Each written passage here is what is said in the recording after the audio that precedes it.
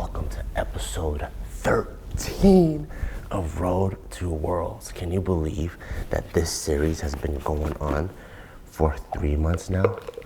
It's getting close. So I believe the weekend of Nationals is May 17th to 19th. So we're literally like 2.5 months away. And so far, we've caught a lot of momentum starting with last week. I think the first 10 weeks, I've been just dialing in the form, understanding the program, getting my body to acclimate to the volume. We put together a really good meet. We went 9 for 9. But now, even in the program on the spreadsheet, Coach Kyle wrote it as motherfucking push time. So, with that being said, today I'm gonna just spill pre-workout everywhere, son of a fucking bitch. But with that being said, I'm super excited because today is Wednesday of the week, which is push day. No, not push day, what the fuck am I saying? I'm fucked up. Which is upper body day, and upper body day is always dessert day to me because I don't gotta lift squats, I don't gotta deadlift. I get to just do pretty much the bro stuff, which is the stuff that made me fall in love with lifting in the first place. So we got like a medium bench and then just all pump, baby.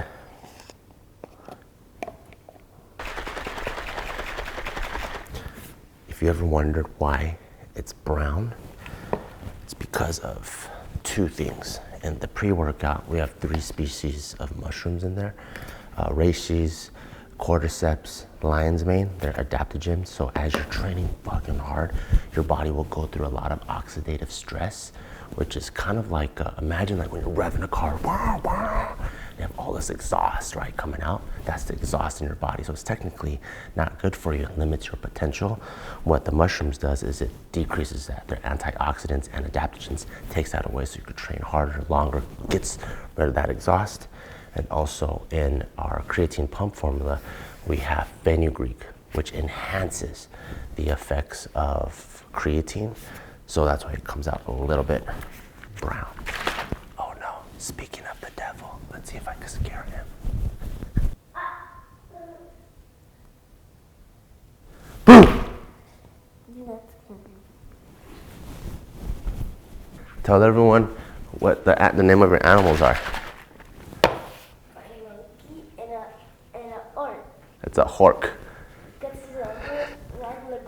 It's a horse and a shark put together. And a megalodon. Oh yeah, and you put it together. It's a mork. So it's gonna take a little bit extra to get warm this morning. It's actually really chilly because it just rained last week. So it has that I don't know what you call it, but that after the rain type of feel. So I'm trying to get warm, but it ain't warming. And through benching 3 times a week now, I realize how important it is for your body to get warm. Because to get the max bench, your full body has to exert and flex as hard as you can to get good foundation, good leg drive, squeeze the butt doesn't come up, lower the weight onto your chest. So all the preparation, I realize is more important than ever, especially with my old ass and my jacked up shoulder. I'm trying to push fucking hard. So I gotta do everything I can to make sure that I have good bench days every single bench day. Because if you think about it, let's say from this point, I got 10 weeks out, and if I have 3 bench days a week, that's 30 bench sessions that can either move me closer or away from my goal. So on bench days, I'll do some time on the assault bike, just legs too, to get my quads warmed up and ready to squeeze. Because coach still says that I'm not flexing my legs hard enough on the descent. So he wants to make sure I'm squeezing as hard as I can. So I gotta make sure my legs are completely activated.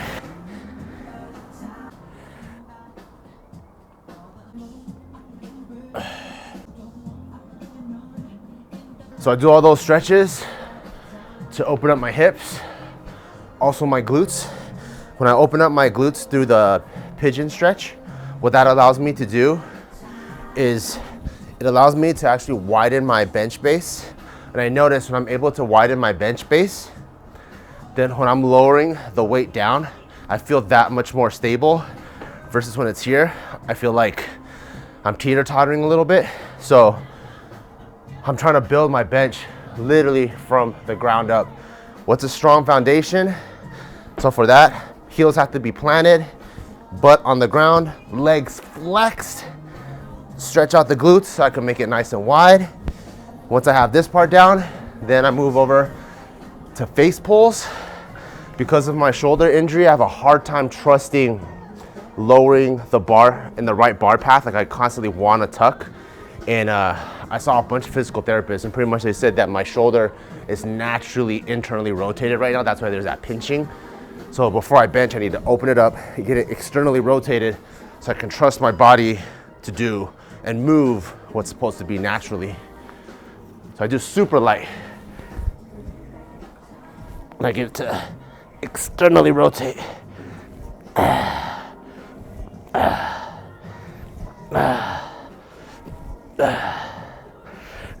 So on my upper body days, like especially today, I'll start with face pulls and end with face pulls. And the goal is over time, my body corrects itself and then I won't have to be so intentional about it and my body will be naturally where it's supposed to be instead of being internally rotated. I could literally feel my shoulder like loosen up and feel better and not feel like something's like clamping down on my shoulder as I'm benching.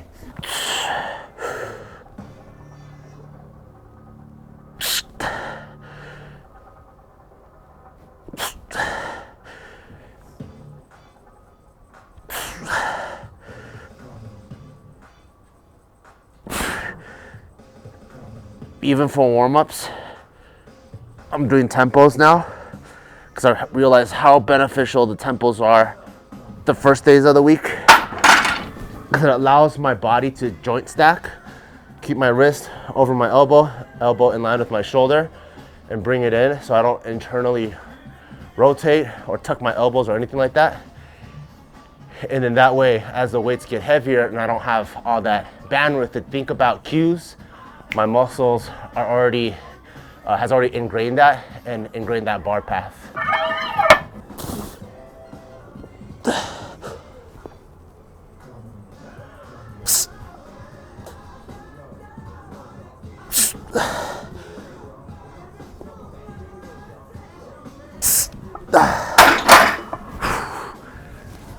Every time the bar path clicks, I feel it.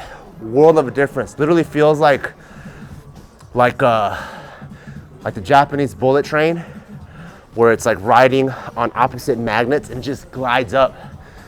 When it doesn't click with 135, it'll still move fast because it's light, but I'll feel a little bit of friction.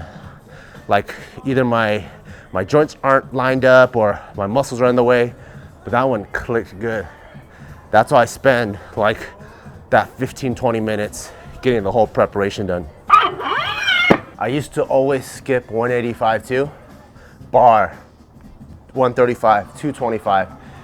And then I realized it's important to take the in-between warm-ups because when you leave too much of a gap, there's a lot more room for error versus if you nailed this, like let's say you hit a free throw, take one step back, the chances of you going closer and closer to half court, it's more in line and more consistent versus boom, hit a free throw, fuck it, go straight to half court. There's so much distance that you could have used and which won't really tire you out. It's just a matter of laziness where you could have used to hone it in and be more and more accurate. So that's what I'm trying to do. I'm trying to find that accuracy with that bar path because that accuracy is almost even more important than how strong I am when it comes to moving weight fast, which I need to today.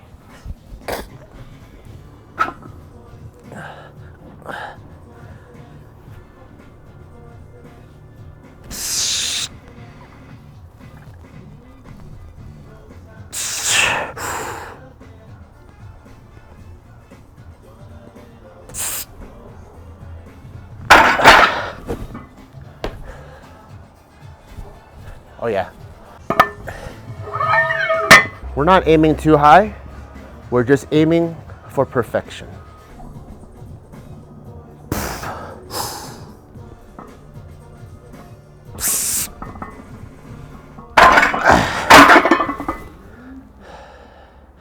I believe that was perfect, and I'll send this video to my coach, and he'll be like, that shit's all fucked up. So I'll give you guys some free Kyle De Leon coaching right now. Felt good to me. 225 moved pretty fast, and I'll tell you exactly what he's gonna say. And Kyle, if you're watching, correct me if I'm wrong, but I'm not gonna be wrong.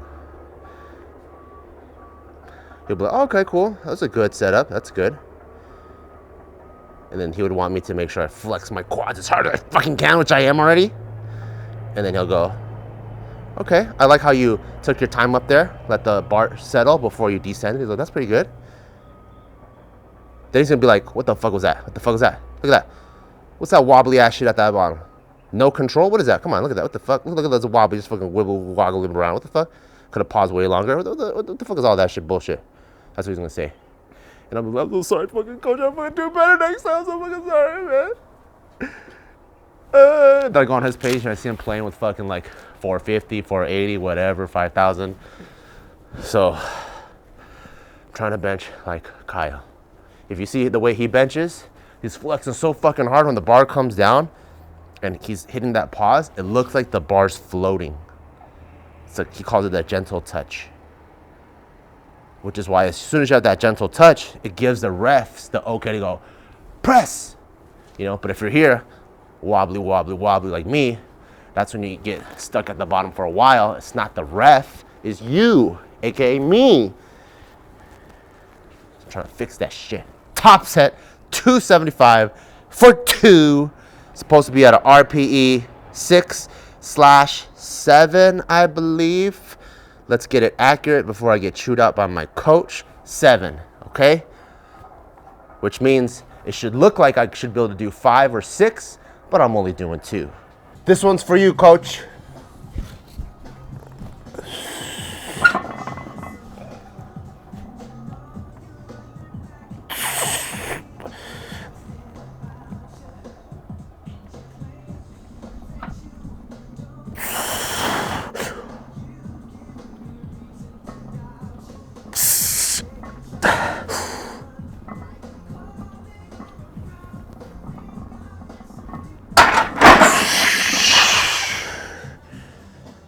Feels like I did it right, but we'll see.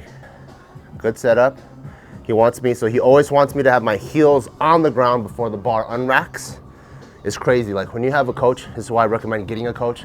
Lots of great coaches out there. Marcellus, Joey, Kyle, lots and lots of Sean Noriega, Jaron from Hawaii. There's a ton of good coaches out there. They will, what it looks like is like 100 like little cues, right? Like 100 little fixes. You're like, is that really gonna help? Yeah, because when you have 100 and each one, like let's say can help you lift 1 pound, then by fixing all of it, that's like adding 100 pounds to that lift. So that's why the people that are trying to hit max weights, they're trying to squeeze every little bit out of that juice. So that's why all this stuff is super important, because in addition to the programming and the volume and the intensity and the load management and the progressive overload, in addition to all that, when you can bring your technique up, that's when your strength is unfuckwithable, okay? So, heels down before I unrack. Did I do that? Yes. He also wants me to float the bar off the rack. He doesn't want me to pop it, because if you pop it, anytime you have sudden movements like that, you have to settle back down and you're not as tight again. You have to regain tightness. So he wants me to float it off the rack. Did I float? Yes, I did. You probably wouldn't like that butt wiggle I just did, but I was trying to get more comfy because this isn't competition grade bench, but he wouldn't like that either. No wiggling. Bring it down, elbows in tuck, good. Hey, good pause, how smooth. I'll tell you what he would say. He would say, don't let the bar sink into the chest too much. It should have stopped like right there as soon as it touched. And then my legs were really tight, but he would say it's not tight enough. But I agree, because I watch his videos, and the good thing is he leads by an example. So when the bar comes down, and then when he blasts it back up, you don't see his legs ever shift. But here, that means I could have been even tighter, or I did loosen it just a smudge. See how my body kind of shifted a little bit? Other than that, I would say I did a really good job. It's probably one of my best benches, probably because Justin's here. Send this to him, hit my back offs, and see if he gives me notes before we're done training. He has a full-time job, AKA he's like a nurse in the ICU, so he has actual important people to take care of. So correcting my benches isn't that important, but we'll see if he gets back to me in time. Okay, now that we dialed in that top set, we got back offs, 3x4 at 235 pounds. It's already preset into the program. So now is not the time to turn your brain off. It's not like, oh, cool, got the most important, the funnest thing out the way. Now I'm just, aimless volume. That's not the goal. The goal now is whatever I did to dial in that best set, I'm trying to ingrain that into the rest of my body in this next 12 reps of volume, 3x4. So I'm trying to do everything correct, the same way. The unracking, the flexing of the legs, the gentle pause on the chest. I'm trying to make sure I hit all of those things, but now without the stress of having heavy weight. So we should never take back offsets as just, okay, time to get the volume in. It's actually time to get more training in without that much stress. It's like now I get to box this guy I just went one hard round with slightly bigger gloves and headgear. And then now we can play, but make sure we still get that technique in, So it's not like, oh, these are just aimless rounds now. This might even be more important. First set. Foe.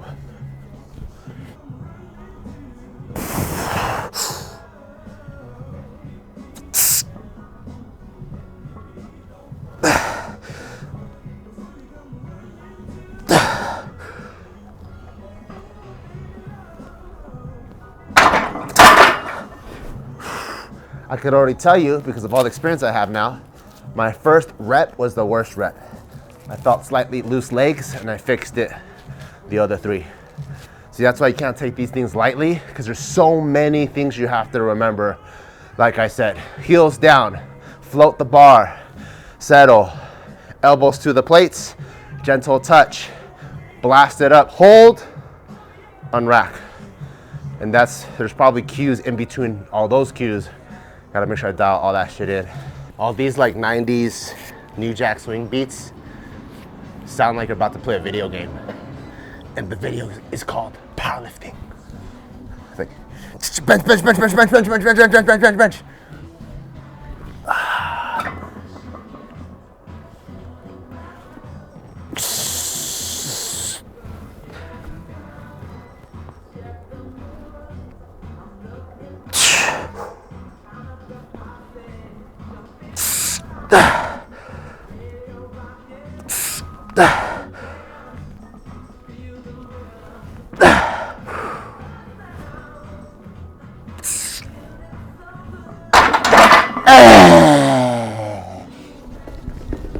Let's see. I think I fixed it though. My first rep, I was like, better not have loose legs, player. And I think I fixed it. We're trying to fix every micro adjustment at a time. Oh shit. Dude, Bobby Hundreds likes my post. Thank you, Bobby. Such a cool guy. Maybe I'll like one of his posts back. Let's see. Yep. Tight legs, you see that? No leg movement whatsoever. That's how you know you're flexing your fucking hardest. The only problem is 235. But still, okay? That's how we make improvements. So don't fucking laugh at me. Look at that. Gentle touch. Could have paused longer, but gentle touch. Bam! No leg movement. See that? Pa! Dude, Smith machine, dude. That's what I'm gonna have the announcer say. Coming up next, Bart, the Smith machine quad. You know how when boxers or fighters come out, they call their name, Conor the Notorious McGregor. And they, they do a little bit of that. Powerlifters should be like, Bart the Smith Machine Quan. I go,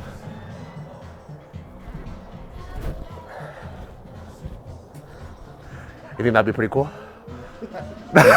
Or is that whack? Or Bart the Smith Machine Quan.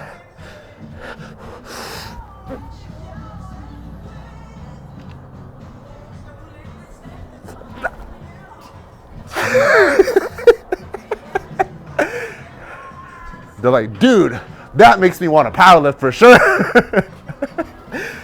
Last set, best set.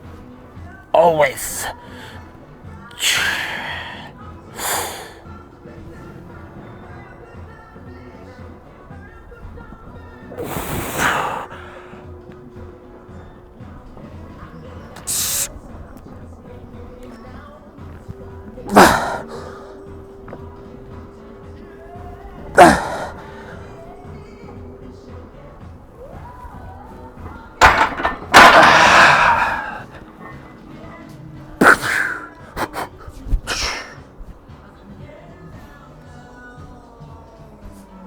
Done, dude.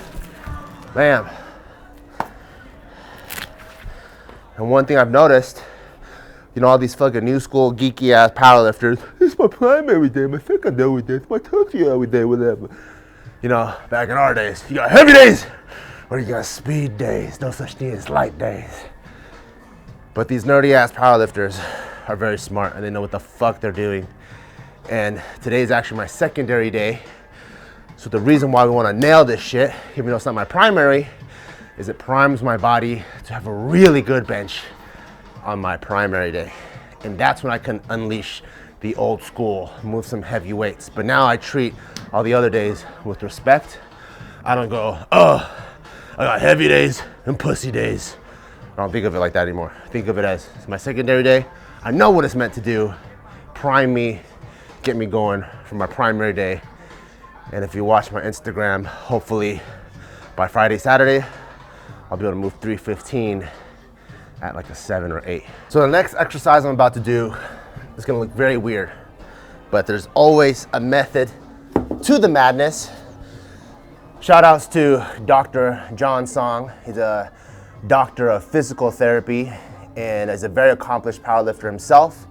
Also is a physical therapist, also wrestled at a high level in high school. And he's been helping me rehab my hand when I broke it and also my shoulder.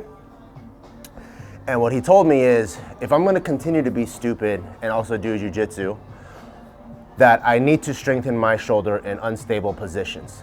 So instead of a normal seated dumbbell press where your body's completely locked in, jujitsu is unpredictable all the time. So he has me doing these weird ones where I'm like in this weird position and all the stability is reliant on my shoulder. So that's why I'm doing my dumbbell presses here now. And to me, it's actually very, very, very important. Obviously, if I want to like go to the highest levels of powerlifting, I should probably cut out jiu-jitsu. But to me, I want to fit powerlifting. This is me being serious. I want to fit powerlifting into me as a person as a whole. So I don't identify as Bart Quan, who wants to be the best at powerlifting. I categorize powerlifting to be one aspect of Bart Quan. The main aspect of Bart Quan to me is I want to be a really good father, husband, and protector.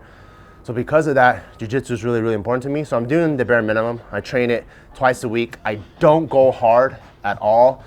I'm just doing it just to learn the techniques. I tap early while I'm doing this powerlifting thing. The minute that this year is done, whether I get to nationals or worlds, I'm gonna push jiu-jitsu really, really hard, and that's when I'll start rolling hard and doing all that other stuff. But right now, I'm really just going through the motions, so it's actually pretty safe. With that being said, seriousness is gone, because that's not who I am. Let me fart real quick. Doesn't want to come out. All right, this is how you do the dumbbell press like this. Zaza!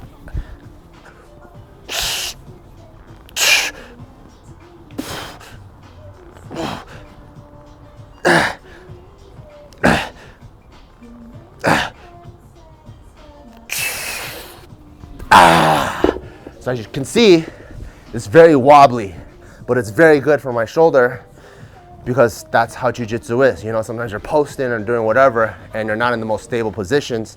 So I do like that I get to use lower weight and kind of rebuild my shoulder from the ground up.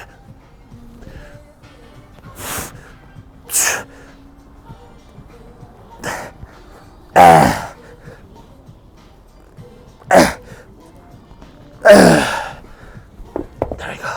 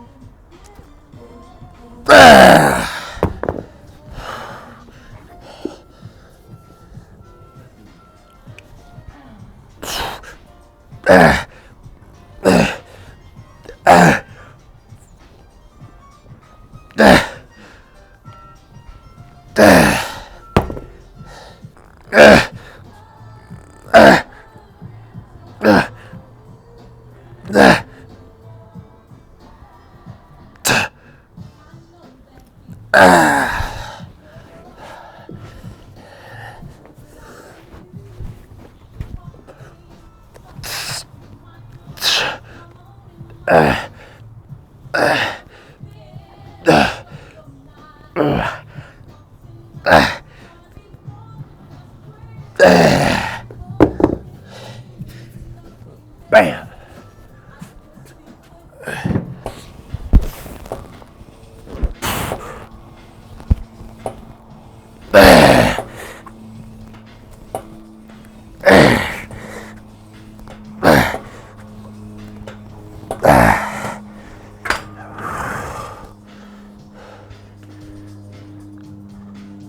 I also don't treat accessories like they're accessories. Treat every lift like it's a main lift per my coach.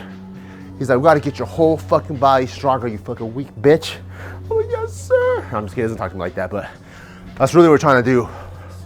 When I do accessories, we're trying to build this creature strong everywhere. Because the stronger the athlete, the higher the chances of being powerful and lifting heavy loads. So I'm even progressively overloading and tracking every single accessory. And I try to push like the seated dumbbell thing.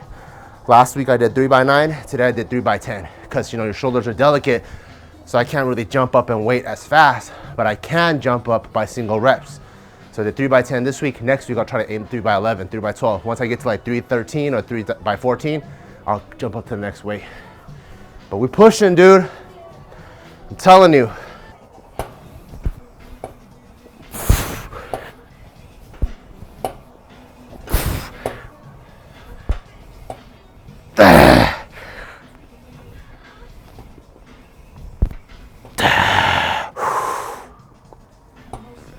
Yep. We also added 10 pounds each week here. Did 150s last week, 160 this week. Feels actually pretty good. So next week I might even jump up 20 pounds. But we fucking building.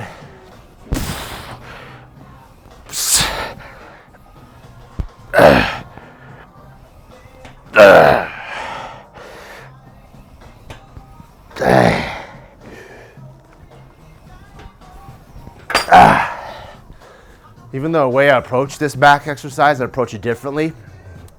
So lat pull downs, I could generally use way less intensity compared to like a weighted pull-up. Weighted pull-up, it feels like a fourth powerlifting movement. With this one, you can go heavy, but because the cables are so smooth, it doesn't feel that intense. So I really utilize this to emphasize the cue of elbows to the plates, which is a new cue my coach told me, because I have a tendency of, as it comes down, my elbows want to tuck, because that's how I used to bench. And so he would always go elbows to the plates, elbows to the plates. So even when I do my tempos, it's elbows to the plates all the way down. And so when I do the lat pull down, I'm thinking of the same thing. Elbows out, elbows out, elbows out. Even though my strongest way of doing pull-ups is elbows in. I'm just so used to Marine Corps pull-ups and weighted pull-ups. So even with this one, I'm fixing that, because that way when I bench, my lats are already there and ready to support whatever I have to do.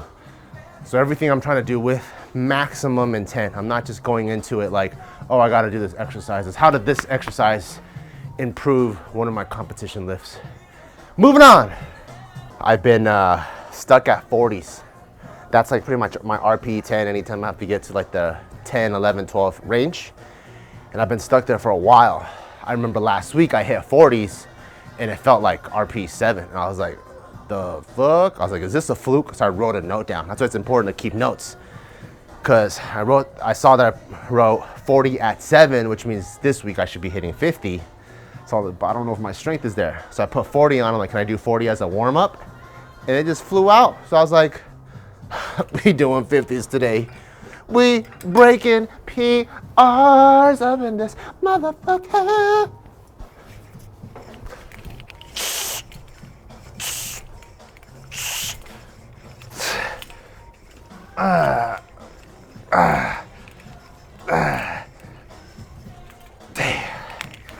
Can you believe that? When I started working with my coach, I couldn't even do 50s for like more than 5. I'm rubbing this motherfucker out.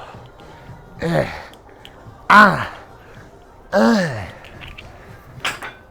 means all the Q's been working. So my triceps have been strong going this way, right?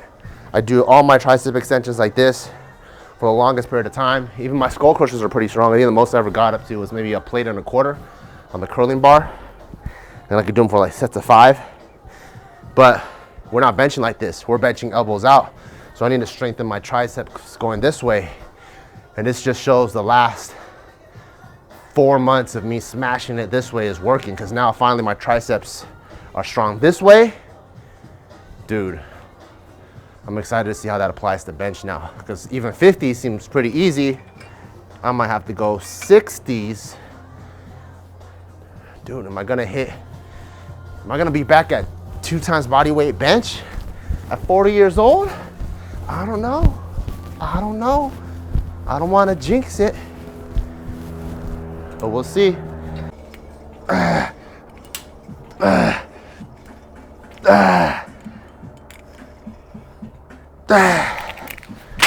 Tens. Just hit a clean set of 10s on 60s. I never even touched this territory before. 2, 3, 4, 5, 6. Yeah. 10. Oh. Damn, dude. Oh, bench 405 on Friday. What's up, fool? What's up? Start bench fighting motherfuckers. What's up, player? What's up? Elbows to the plates, motherfucker. Ta!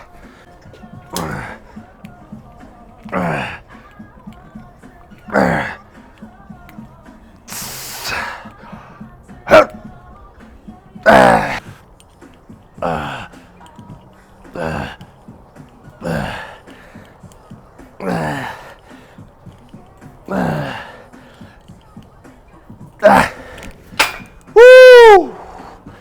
Damn, I never thought I'd be so happy to hit an accessory PR. But I'm so happy because I feel like this is a huge limiting factor. It's like the bottleneck to my bench. Because like in my mind, even as I cross the 3-plate threshold, I'm happy because I'm there again, but I've once benched 390 in the gym, 380 in competition. So me hitting like 325 or 315, I'm like, dude, I'm still far away from my old best bench. But my old best bench was also done in my strongest tricep position.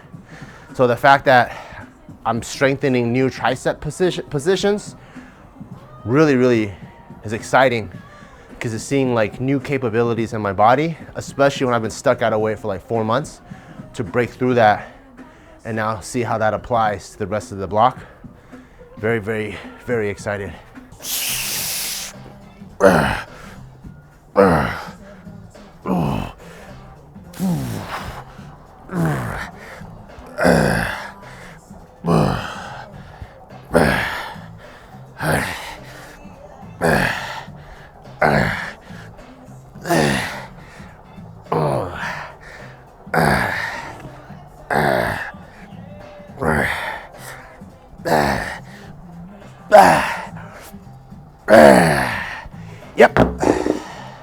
If I hit that for another set of 10s, that's another volume PR. I haven't really been able to hit 40s for sets of 10s. I've hit it for sets of 8, but if I hit this for sets of 10, 3 by 10,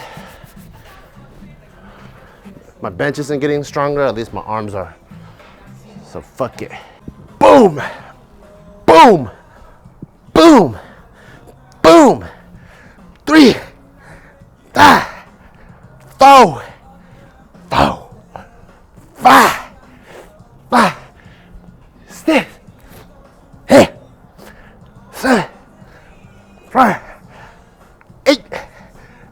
8, 9,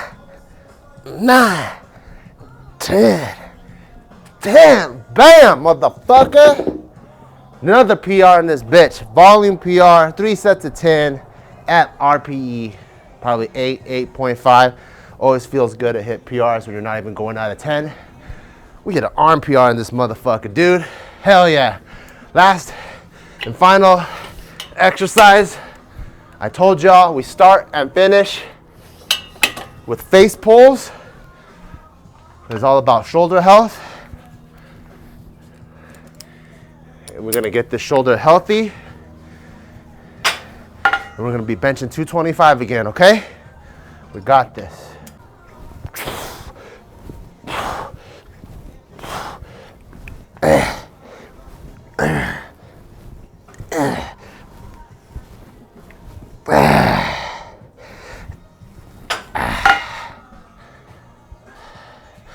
Might be too easy.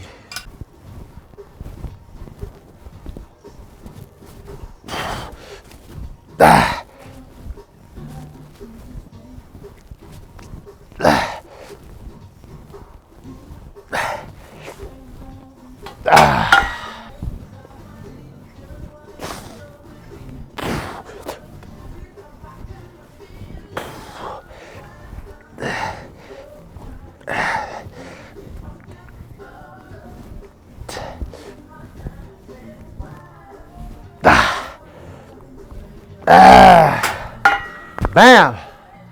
Done. Thank you guys for following me along this journey. We're on week 13, on the way to Nationals, which is in May. It's pretty exciting to be able to hit 2 PRs on camera. Even though they're not the main lift PRs, they are very crucial as I'm redeveloping my upper body and building everything from the ground up. And it's pretty exciting to see how it's gonna translate as I perfect my form, get rid of old habits, build up new musculature.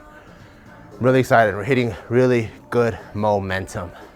And if you guys are checking out this crew neck, and I know you should if you have an eye for all things sick, this is our brand new BB Classics collection.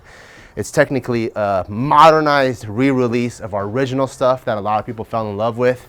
And since this is still our 10th year anniversary, we wanted to re-release it. So this is a thick crew neck, and every single piece has this limited edition patch to show that it is part of the Classics collection. And this just dropped 2 days ago. So potentially a lot of things could be sold out or very small quantities left. So make sure you go check that out. Even underneath this, I got the other tee, the Posse tee, just one of the OGs too. Bam! See that? Also with the Classic. So make sure you go check that out. And yes, I do read the comments. A lot of people are asking, yo, when are the fitted tees coming back? Shouldn't these be released as the fitted tees because that's how it came out originally? You're correct. They were originally released as fitted tees, but we gotta stay modernized, you know what I mean? We gotta live in the future. And right now, everyone wants pump covers. Everyone wants pump covers. So that's what we're releasing it as. That's what it's a re-release. Just kind of like how if you take Jordan 1s of today, match it with the very first Jordan 1s, the materials, the fit has all been updated and improved. Same thing with us. So we want to always get better, but the design is what's timeless. So go check it out. Established 2013, no limits.